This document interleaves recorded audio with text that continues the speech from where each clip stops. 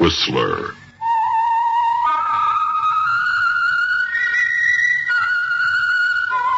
Presented by the United States Air Forces in Europe.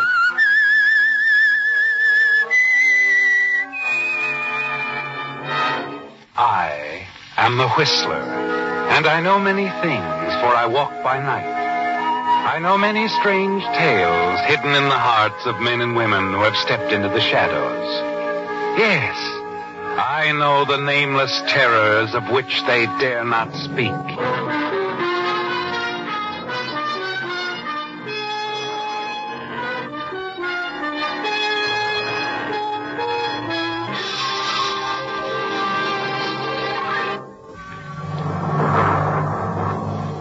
And now, the Whistler's strange story, Lady on a Yacht.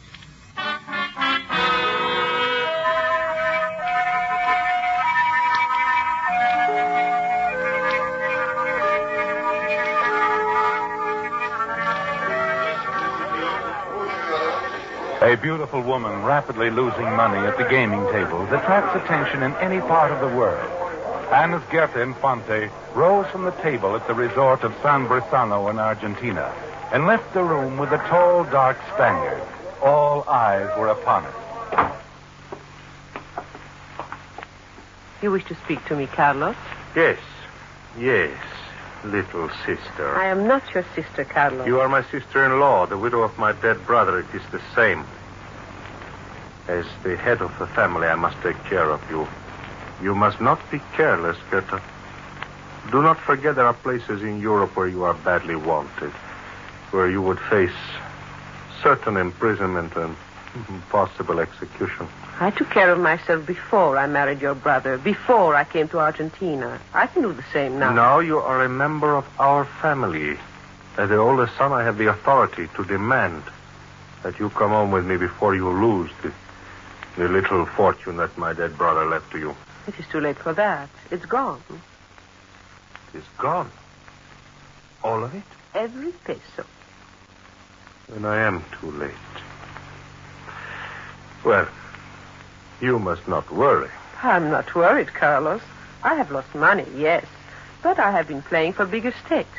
I do not understand you, Goethe. I have never understood you. It is the rich American. You mean Senor Philip Collins? Yes. For weeks I have been gambling. So has he. While losing at the tables, I attracted his attention. He has fallen in love with me. And I with him. A Norte Americano. I wonder, does he know? That I am the widow of your brother, of course. But before you came to Argentina. No, but there will be plenty of time to tell him. I am marrying him tomorrow morning and sailing from Argentina aboard his yacht.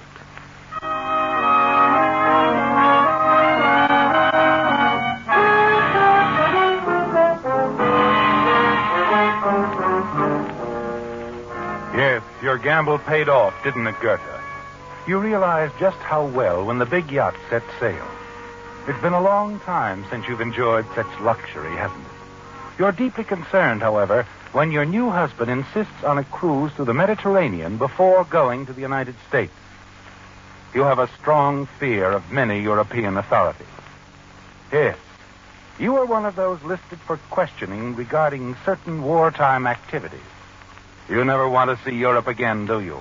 Or have anyone in Europe see you? For there are many who hate you and would like nothing better than to turn you in. If any of them saw you, it could mean death or life imprisonment to you, couldn't it, Goethe? You persuade Philip to agree that you will never leave the yacht. But when you reach the southern coast of Italy, he insists that you go ashore with him to a small island where you visit a rather deserted outdoor cafe overlooking the water.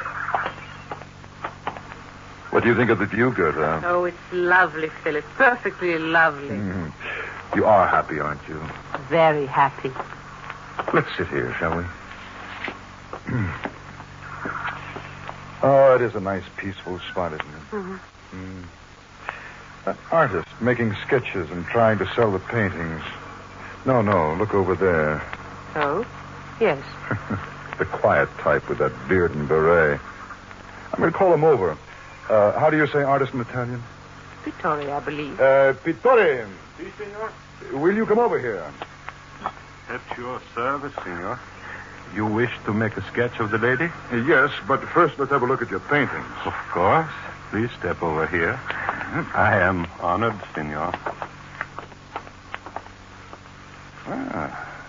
Yeah, these are very pretty, aren't they, Goethe? Yes, Philip, they're very good. Which one would you like to have? Oh, that landscape, I believe. All right, then that landscape it is. How much is it? Oh, you name the price, senor. Oh, well, never mind. We'll talk about that later. What's your name? Conrad Marlin. Marlin, how about doing a sketch of Mrs. Collins? With the greatest of pleasure. If Madame will remove her dark glasses. I'm sorry. I'm afraid the sun is too bright. Oh, but Goethe, he can't sketch you I'm with... so sorry, Philip. Oh, well, never mind.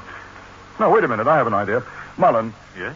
I'll have you brought out to our yacht tomorrow. You can sketch Mrs. Collins there, where she'll be more comfortable.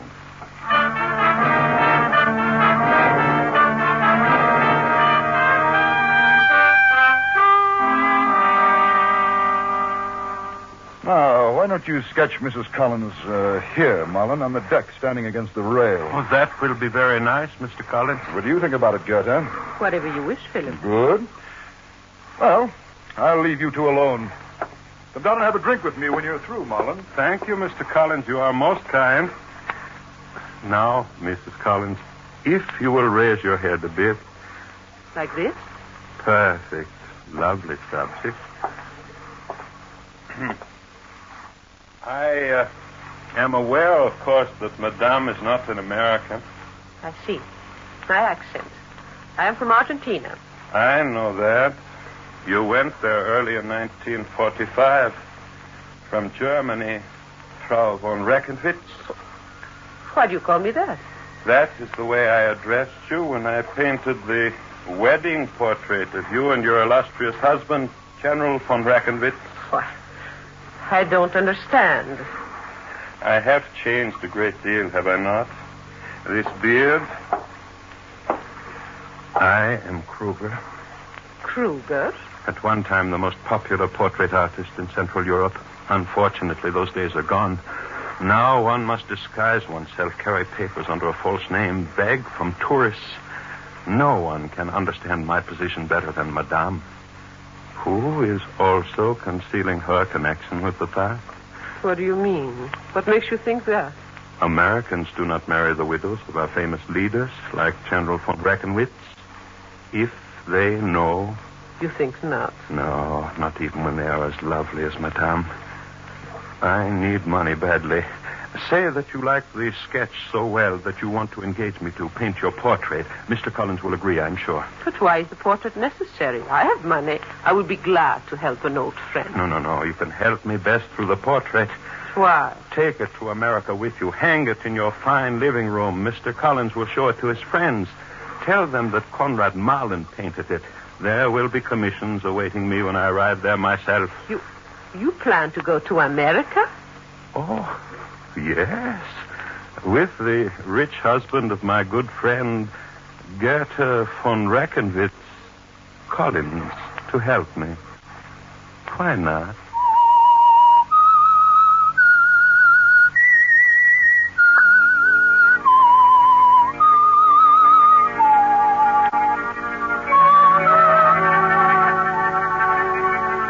Well, Goethe, it's infuriating, isn't it? You're anxious to get to America, and now the yacht remains anchored off this Mediterranean island while the artist Kruger, now known as Conrad Marlin, paints your portrait. But you know one thing. You'll see that the portrait never reaches the United States, where it could be used to further his interests. The sittings for the portrait seem endless, and you're constantly on your guard, concealing your dislike for the artist and making a pretense of friendliness. Oh, I'm so sorry. I'm afraid I'm moved. Oh, that's quite all right, Mrs. Collins. Turn your head a bit more to the left, please. Like this? That's fine. I notice Mr. Collins is not here today. He went to the mainland to see someone at the American consulate. Oh, then you plan to leave here soon? Oh, yes. As soon as the portrait is finished and my papers arrive from Argentina. Oh, about the portrait. It will be finished tomorrow. Tomorrow? Really? Well, I can hardly wait to see it. I hope that Mr. Collins will like it. I'm sure that he will. This painting, your portrait, has all been very fortunate for me. I have enjoyed our chats together. It is good to be able to talk to someone who understands. It's been good for me, too. But we must both remember I am married to an American now. Ah, there you are. Gerda, I brought a gentleman from the American consulate back to meet you. His name is Beardsley, an old friend of mine. He's staying for dinner. Oh, well, that would be nice. How much longer is that going to take, Mullen? Oh, the sitting is nearly finished for today, Mr. Collins. Good. Well, hurry along. And when you're through here, Gerda, you'll find Beardsley and me in the lounge.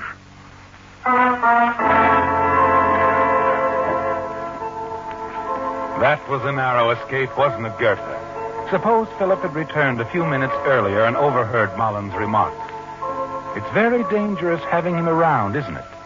But after the final sitting tomorrow, there will be no reason for him to return to the yacht. Later, when you go into the lounge, you see Philip and his guest at the far end near the bar. They don't notice you as they're looking at the landscape you bought for Mullen the first day at the island. Oh, very nice. Where'd you get this, Collins? From an itinerant artist on the island. You like it then, huh? Oh, yes, very much. Happen to know the name of the artist? Yes, it's Marlin, Conrad Marlin. Marlin. Uh-huh. No, I never heard of it. Got a lot of talent. Yes, I should say so. He seems to be down and out. Well, that frequently happens in this part of the world. You know, I've got an idea. Hmm? Why don't I take him to America with us? He could make a good living there. Could that be fixed up? You mean about his papers? Yes. Oh, perhaps. If he's already applied for a visa, there wouldn't be any wait. All you would have to do would be to sign as his sponsor. Well, good. It's a deal. All right. Bring him over to the consulate to see me in the next day or so. I will. Well, this calls for a drink, Beardsley. Scotch? Yes, thank you. Good. And how about one for me? Huh? Oh, Gerda, there you are. This is Gordon Beardsley, dear. My wife, Beardsley. How do you do, Mr. Beardsley? Collins? What will you have, dear? The usual? Yes, please. Beardsley has been admiring Mullen's landscape. Oh? You like it, Mr. Beardsley? Oh, very much indeed. I'll tell you what. We'll get you one of his pictures as a present. Gerda, you see about it tomorrow when Mullen comes out to the yacht to work on your portrait. He's painting your portrait, Mrs. Collins, huh? Yes, he is. How is it coming along? Oh, very well, I believe. Now, that's interesting. You know, there aren't too many men who do both portrait and landscape equally well. Is that right? Yes. There was one man in Berlin, though, named Kruger. He did good landscape and also painted all the top political figures. What became of the artist? Hasn't been heard of since the war. Disappeared like so many others. He was wanted by the authorities. He's probably dead now. Or in South America. A lot of those political refugees went there, you know. Is that so? Oh, those people are scattered to the four corners of the globe.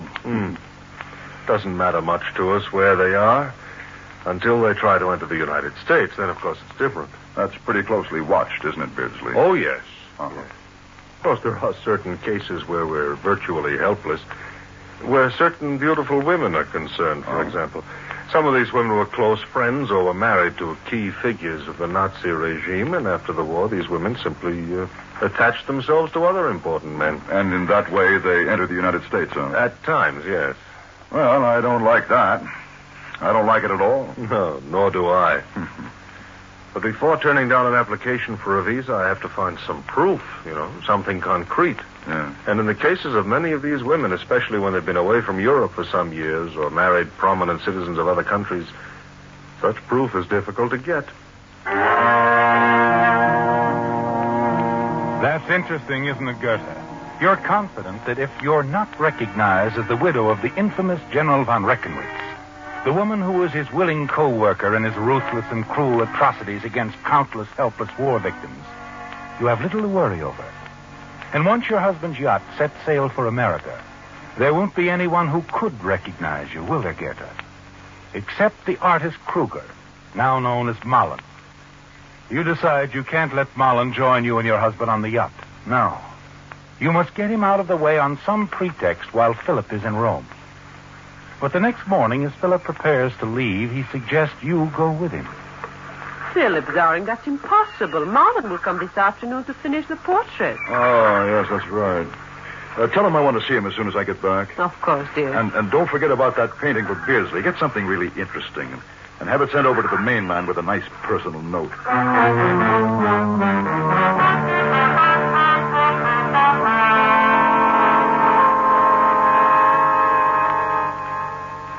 Now, Mrs. Collins, you may look. Your portrait is finished. I am very proud of it. It is nice. Very nice. You are pleased? I'm sure it will look very well somewhere in our house. You will see it there when you come to America. Oh, you have spoken to Mr. Collins about that. Yes, and he plans to bring you into the country. He will start arrangements as soon as he gets home. Oh, Madame, I cannot express my gratitude. Oh, it's nothing. But I have a suggestion to make. Perhaps you should leave Italy by another port. Another port? I do not understand. I believe Mr. Beardsley from the American consulate suspects who you are from something he said last night. That would make things bad for you, wouldn't it? Worse than you know. If it is learned that I am Kruger, my life will be in danger. I would never live to reach the United States. I must go somewhere else, to Genoa, perhaps. I'm sure I will be able to get new papers there, but that will take money. I'll help you. I have a considerable amount with me. Here, in my bag. Here, take it all. Oh, there is no way to thank you, Mrs. Collins. It is very little to do for an old friend. And I have nothing to offer you in return, except here is a painting. I brought it for you today as a gift to celebrate the completion of the portrait. Thank you. Oh, it's lovely. It is the famous Blue Grotto at Capri. The Blue Grotto? Yes. It has great sentimental value for me. I would not give it to anyone but you, and I want you to keep it. It will make me very happy. And now, if you will excuse me, I must hurry. Of course. Goodbye, Madame. You are a very gracious lady. Please be assured of my undying devotion.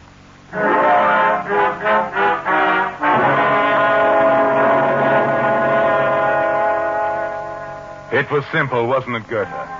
With Mullen out of the way, there's nothing to prevent your sailing as soon as you get your visa. And you feel sure that later, after you get to America, you can tell Philip of your wartime marriage to General von Reckenwitz. Convince him it was the impulsive act of a young, naive girl, that you didn't know what you were doing. Yes, things are working out well.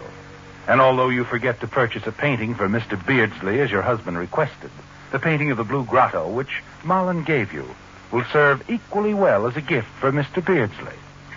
By the time Philip returns from Rome, you're in excellent spirits.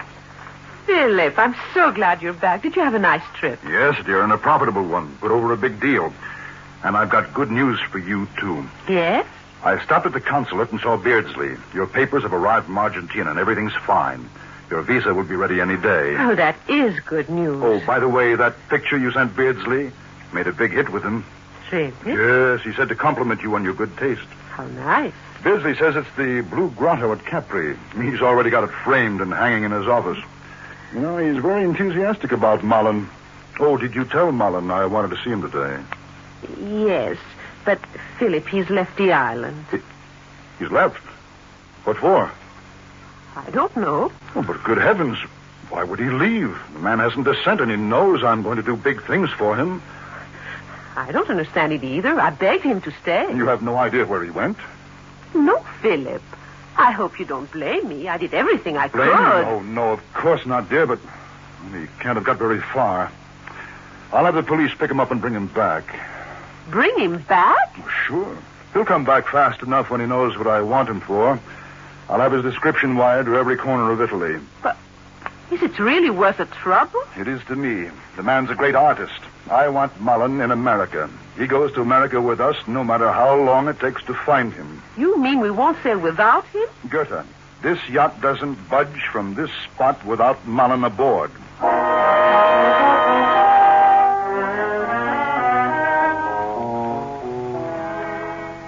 It's infuriating and frightening, too, isn't it, Gerda? If Mullen is brought back, he'll know that you lied to him, and instead of a friend, he'll be a dangerous enemy.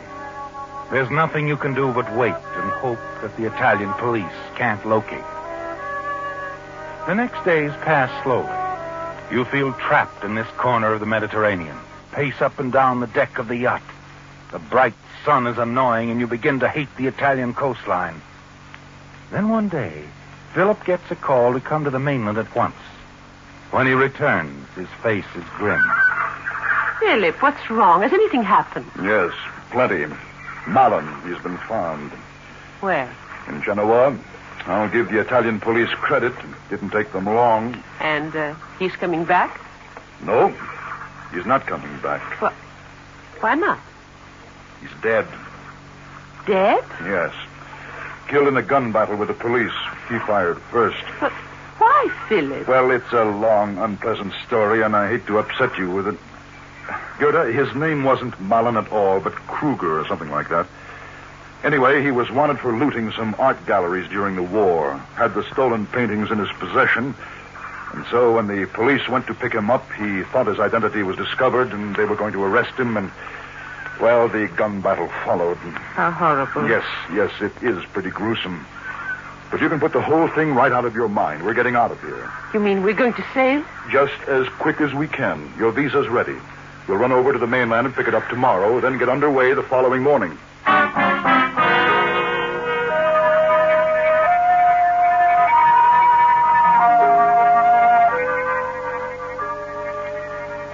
You're certain now that everything has turned out very well, aren't you, Goethe? Yes, at last you're free to leave for the United States with your wealthy American husband. There's a lot of activity aboard the yacht the next morning as preparations for sailing are made. And you're in a state of excitement when you go over to the mainland with Philip to get your visa from the American consulate. You're quickly shown into Mr. Beardsley's private office, where he greets you warmly and tells you your visa will be ready in a moment. Oh, I hate to see you leave, Collins. I'll miss you and Mrs. Collins. Personally, I can hardly wait to get out of here. That Mullen business was pretty embarrassing to me. I made a fool out of myself. No, you didn't, Philip. Well, How could you possibly know that Marlon was a thief? It's quite sad in a way, too. Mullen had a great talent. That blue grotto Mrs. Collins gave me was one of the nicest pictures I've ever owned. Incidentally, where is that blue grotto? It was hanging here in your office yesterday. Oh, it's in the next room. An art restorer is working on it. An art restorer? What for? Well, he's taking the blue grotto off. There's a painting underneath. How do you know? I had it x-rayed. You see, Kruger had painted new scenes over several of the paintings he had stolen. Stolen masterpieces are often hidden that way. Yes, but that makes no sense. If that picture had another valuable painting underneath, Kruger wouldn't have sold it to Mrs. Collins. He did sell you the picture, didn't he, Gerda? Of course, Philip. Well, at any rate, I called in a restorer, and he's been working on it all morning. Well, I'd like to see that. Do you mind if we look? No, of course not. He's working right in here. Oh, won't you come along, Mrs. Collins? Of course.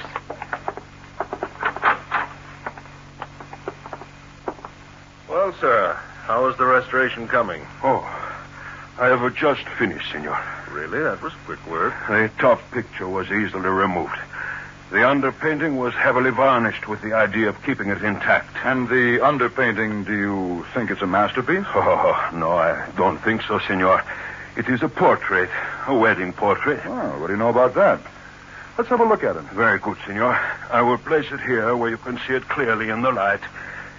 It is a picture of the notorious Nazi General von Reckenwitz and his beautiful wife, Goethe. The Whistler. Listen next week when once again the United States Air Forces in Europe present The Whistler.